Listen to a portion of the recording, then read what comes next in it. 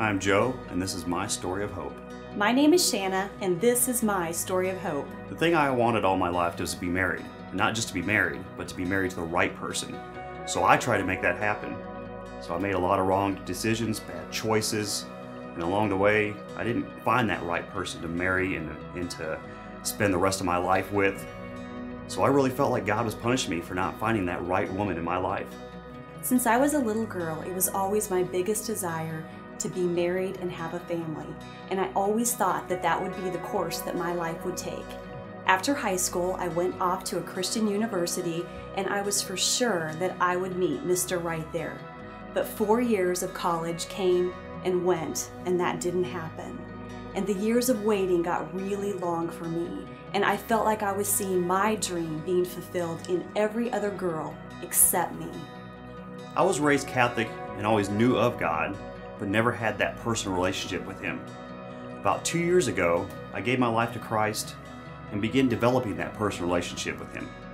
Then, about a year ago, I had a dream where Jesus told me to stop seeking a wife, to start seeking Him, that He would bring a wife to me. Throughout the course of all those years, I had many words of prophecy spoken over me concerning being married and having children. I truly believed that God had given me the promise of marriage and a family. However, the older I got and the more years that went by, the more hopeless my situation seemed to become in the natural. But early last year, I was sitting in my living room one night, and God spoke to me in a very real way. He told me that there had been much prophecy spoken over my life, and that over the next 18 months, I was going to see that prophecy fulfilled.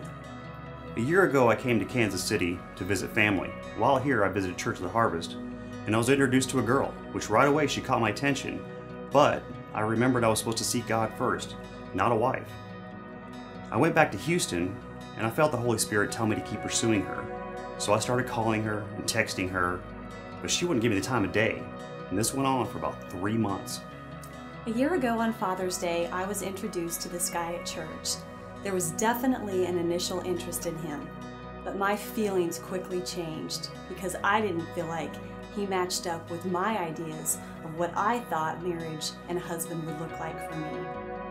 He later started calling and texting me, and I was not interested in him.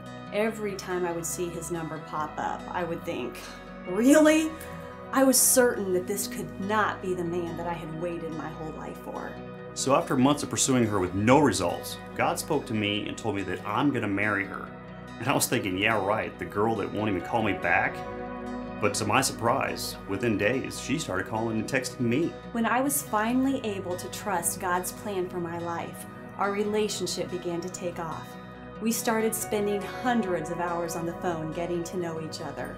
Trust me, we have the phone bills to prove it.